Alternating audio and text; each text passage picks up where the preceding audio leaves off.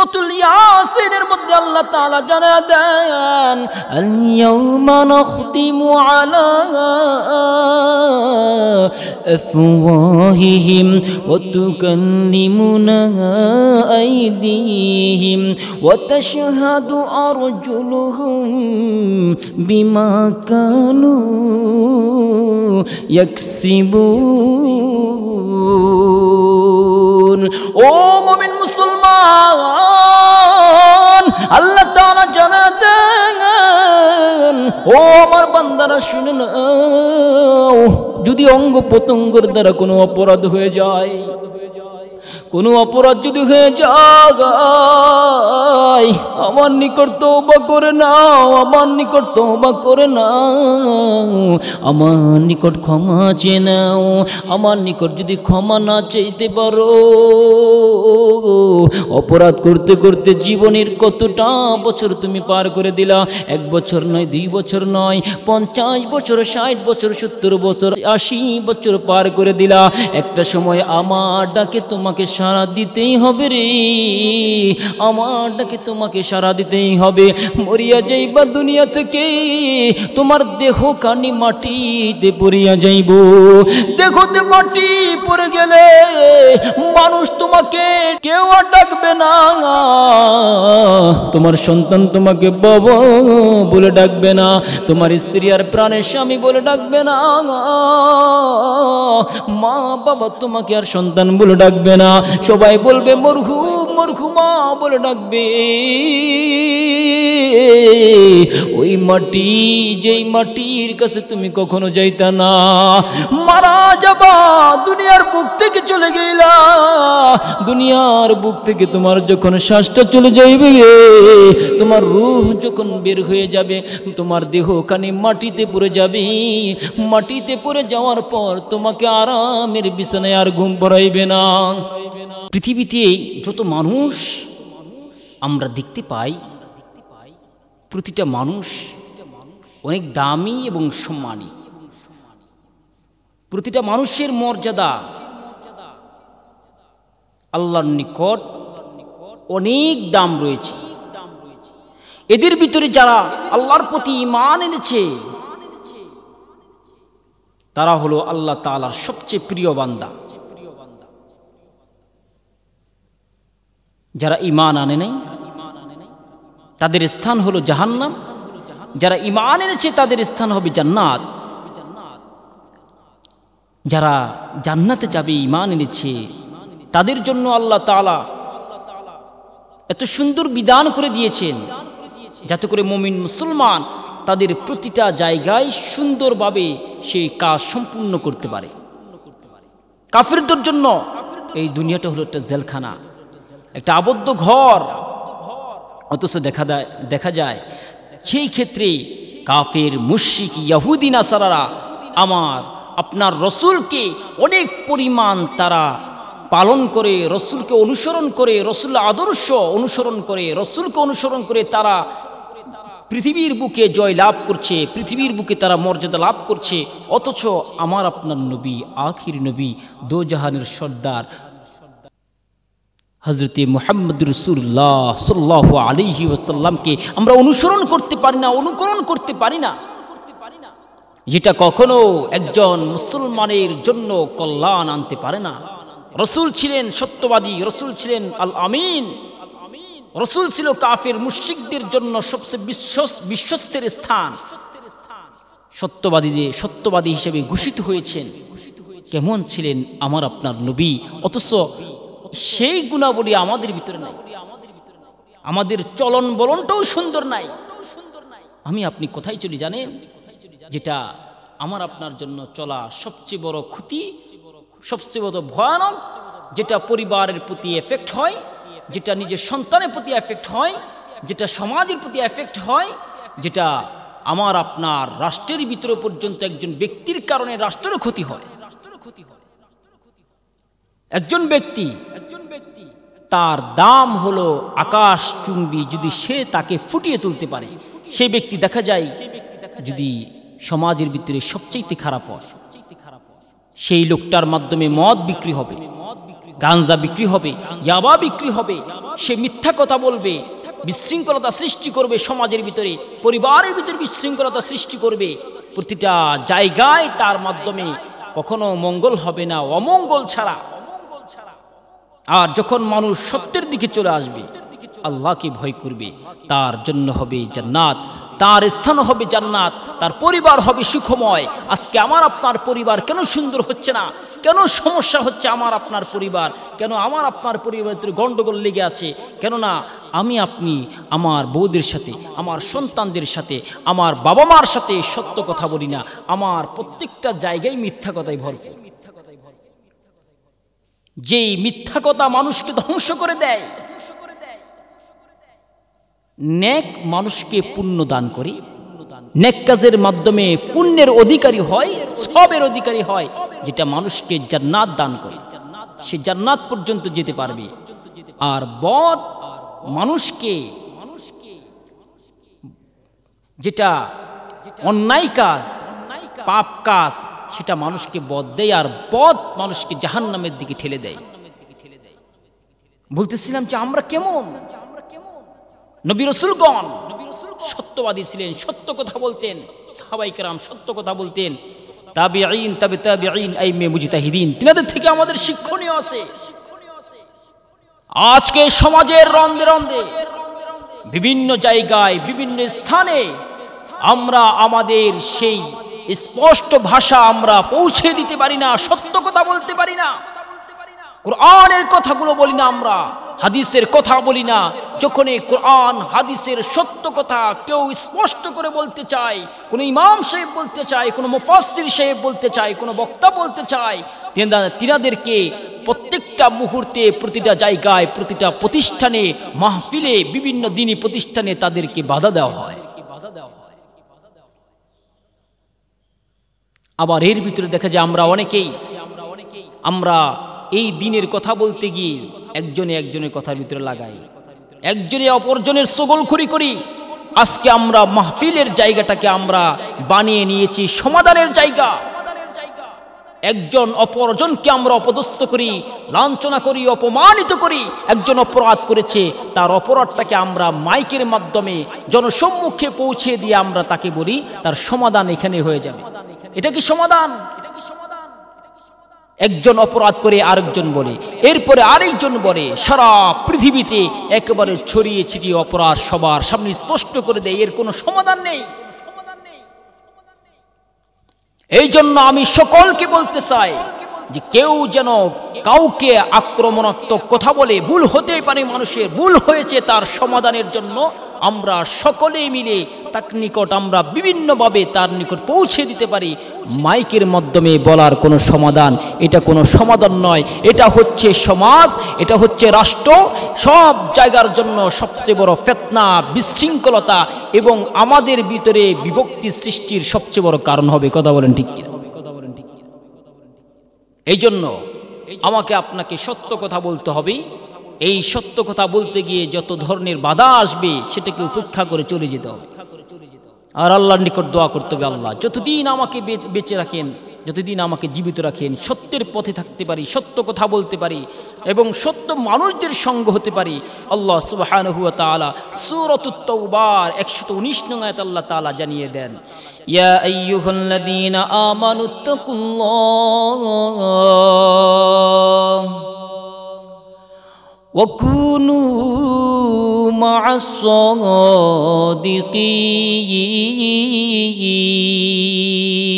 সাদিকিন। আমার বন্ধু, আল্লাহ তাআলা পবিত্র কুরআনুল কারীমে জানায় দেন, হে ঈমানদারগণ, ইয়া আইয়ুহাল্লাযীনা আমানুত্তাকুল্লাহ, তোমরা আমি আল্লাহকে ভয় করো, ওয়া কুনু মা'আস সাদিকিন, সত্যবাদীদের সঙ্গ হও। সত্যবাদী এক নাম্বার। আল্লাহ তাআলা ঈমানদারদেরকে বলেছেন, কোন কাফিরকে বলেন নাই, কোন মুশরিককে বলেন নাই।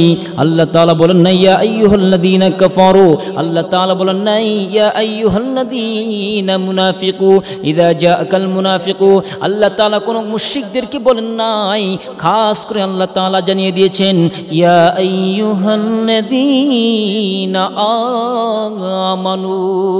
কত ভালোবাসা, কত মায়া নিয়া আল্লাহ তাআলা তিনার বান্দাদেরকে জানিয়ে দেন ইয়া আইয়ুহাল্লাযীনা আমানু।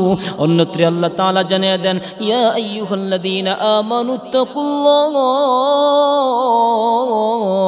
হাক্কা তুকাতিহি ওয়া লা তামুতুন্না ইল্লা ওয়া আনতুম মুসলিমুন। আমার মুসলমান বন্ধু, আল্লাহ তাআলা পবিত্র কুরআনুল কারীমে জানায় দেন, হে ঈমানদারগণ, ইয়া আইয়ুহাল্লাযীনা আমানুত্তাকুল্লাহ, আমি আল্লাহকে ভয় করো, ওয়া কুনু মা'আস সাদিকিন, তোমরা সত্যবাদীদের সঙ্গ হও। আমাকে ভয় করো, মিথ্যা কথা বলার ক্ষেত্রে আমাকে ভয় করো, গুনাহ করার ক্ষেত্রে আমাকে ভয় করো। যেখানে থাকো না কেন, অপরাধ যদি হয়ে যায় রে বান্দা, চোখের অপরাধ হয়ে গিয়েছে, ওই জায়গাও তুমি আমাকে ভয় করো। অপরাধ তোমার নিকট ঘুরপাক খায়, অপরাধ তোমার নিকট, তোমার চোখের সামনে অপরাধ, ওই অপরাধ করার পূর্বেই তুমি আমাকে ভয় করো। তোমার চোখের গুনাহ করার সুযোগ আসছে, ওই সময় তুমি আমাকে ভয় করো। কানের গুনাহ করার সুযোগ আসছে, তুমি আমাকে ভয় করো। অন্তরের গুনাহ করার সুযোগ, ওই সময়ও তুমি আমি আল্লাহকে ভয় করো।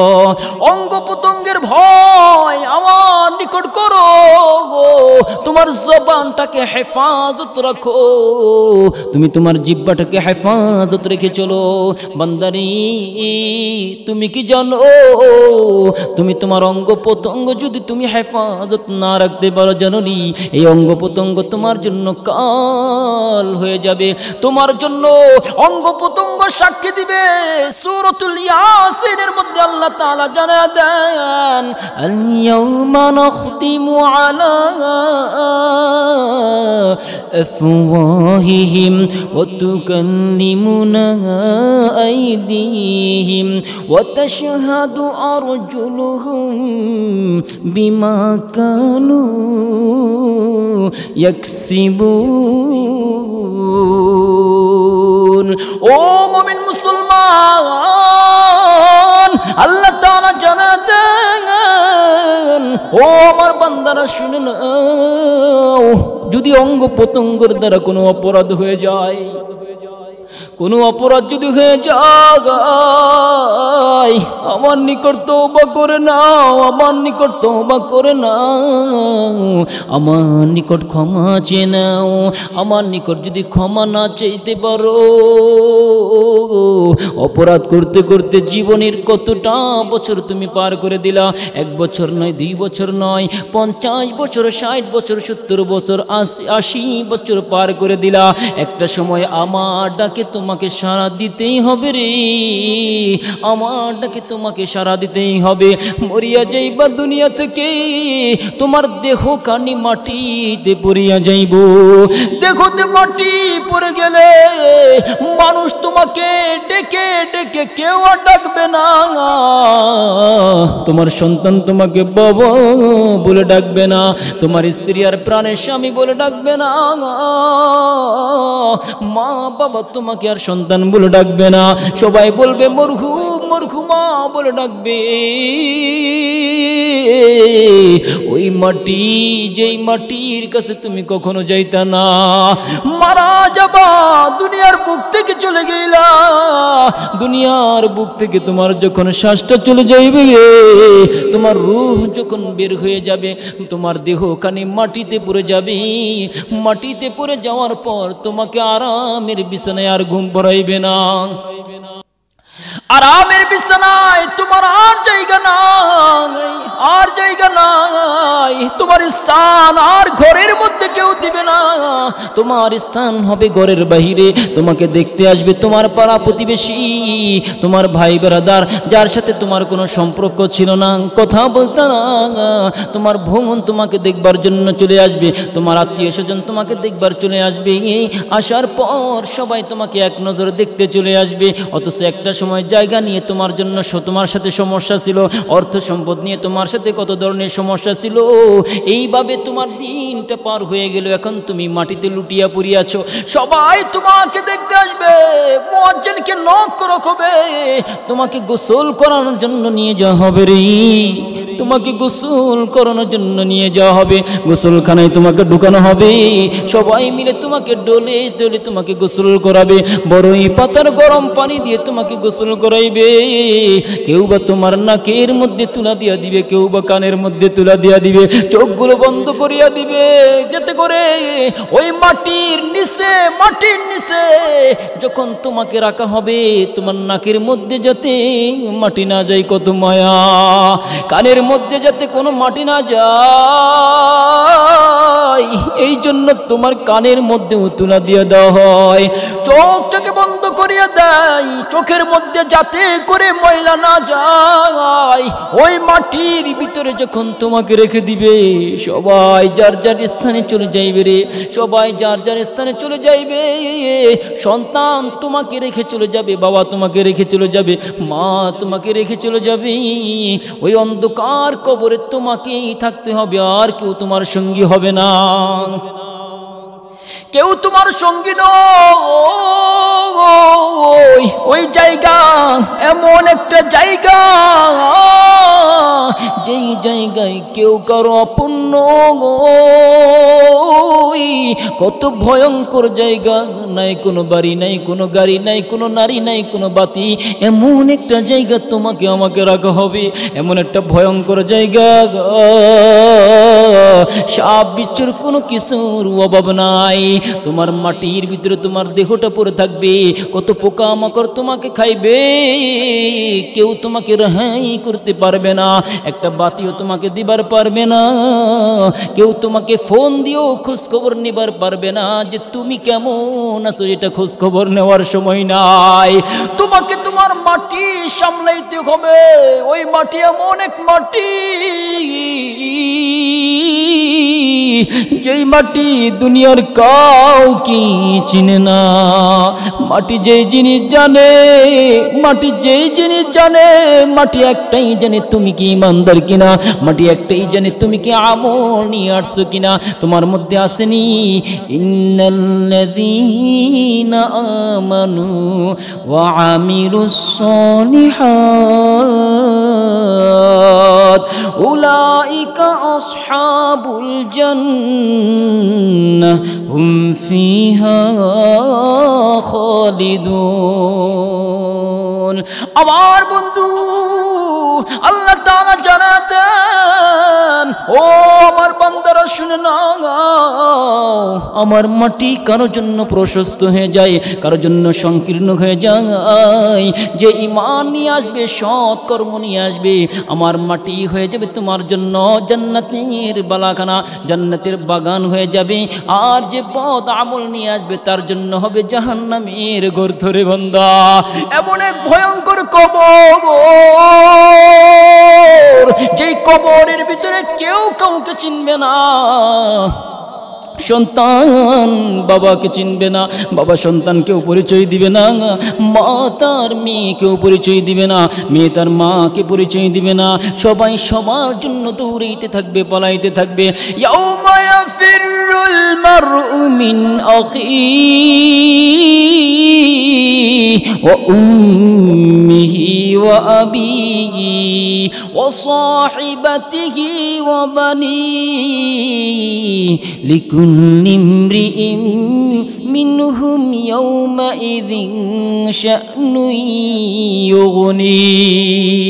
ও মুমিন মুসলমান শোনো, ওই দিন এমন একটা দিন, যেই দিন সন্তান বাবা থেকে পলায়ন করবে, যেই দিন বাবা সন্তান থেকে পলায়ন করবে, ওই দিন এমন একটা দিন যেদিন মেয়ে তার মা থেকে পলায়ন করবে, যেই দিন ওই দিন এমন একটা দিন যেদিন মেয়ে তার মা থেকে পলায়ন করবে, একটা নেকিও খুঁজে পাইবে না। তোমার নেকির পাল্লা ভারী হওয়ার জন্য একটা নেকির প্রয়োজন। বাবা তার সন্তান নিকট দৌড়িয়ে যাবে, সন্তানকে ডেকে ডেকে বলবে, মারে দুনিয়াতে না তোর জন্য আমি কত কাজ করেছি, তোর বরণ পোষণের জন্য আমি কষ্ট করেছি, তোর বরণ পোষণের জন্য সকাল থেকে নিয়ে বিকাল পর্যন্ত মাথার গাম আমি পায়ে ফেলেছি, আমাকে একটা নেকি দাও। সন্তান ডেকে বলবে, দুনিয়ার বুকে আমার কোনো বাবাই ছিল না। দৌড়িয়ে চলে যাবে প্রাণের স্ত্রীর কাছে, দৌড়িয়ে বলবে, ও আমার প্রাণের স্ত্রী, দুনিয়াতে তোমার জন্য আমি কত না কিছু করেছি, একটা মুহূর্তের জন্য তুমি আমার কাছে ছাড়া ঘুমাইতে না, তোমার জন্য কত না মেহনত করেছি, তোমার জন্য আমি কত কিছু আয়োজন করেছি, আজকে আমাকে একটা নেকি দাও। স্ত্রীও ডাক দেয়া বলবে, দুনিয়ার বুকে আমার কোনো স্বামী ছিল না। সন্তান বলবে, আমার কোনো বাবা নাই। স্ত্রী বলবে, আমার কোনো স্বামী নাই। আবার মা বাবার নিকট যাবে, মা বাবা বলবে, আমার কোনো স্বামী নাই। একটা নেকি দুনিয়ার কারো কাছে পাওয়া যাবে না। একটা নেকি তোমার আমার জন্য কত বড় নিয়ামত হয়ে দাঁড়াবে রে ভাই। এই জন্য দুনিয়ার বুকে থাকা অবস্থায় আমাকে আপনাকে একটা নেকির জন্য কত মেহনত করতে হবে, আমাকে আপনাকে জিকির করতে হবে, আমাকে আপনাকে মিথ্যা কথা ছেড়ে দিতে হবে, আমাকে আপনাকে পাপ কাজ ছেড়ে দিতে হবে, আমাকে আপনাকে মিথ্যা কথা ছেড়ে সত্য কথা ধরতে হবে। আর সত্যবাদী হয়ে যাবে যখন, তোমার স্থান যিনি জান্নাত দিবে তিনি হলেন কে? সকলে বলুন আল্লাহ। আল্লাহ তাআলা আপনাকে আমাকে এত বড় নিয়ামত দান করেছেন, আপনি চাইলেই সত্য কথা বলতে পারেন, চাইলেই মিথ্যা কথা বলতে পারেন, সিদ্ধান্ত আপনাকে দিয়ে দিয়েছে। আপনি চাইলে সত্য কথা বলতে পারেন, চাইলে মিথ্যা কথা বলতে পারেন, চাইলে আপনি জিনার কাছে যাইতে পারেন, আবার চাইলে আপনি মসজিদে চলে আসতে পারেন, চাইলে আপনি মদ জুয়া গা আড্ডাখানার মধ্যে আপনি লিপ্ত হতে পারেন, চাইলে আপনি সেজদার মধ্যে লুটে পড়তে পারেন। আপনাকে সেই ক্ষমতা, সিদ্ধান্ত নেওয়ার ক্ষমতা আল্লাহ তাআলা দিয়ে দিয়েছেন। এই জন্য সঠিক কাজে সঠিক সময়ে সঠিক সিদ্ধান্ত নেক আমলের মধ্যে আল্লাহ আমাদেরকে নেওয়ার তৌফিক দান করুন। সকলে বলি আমিন।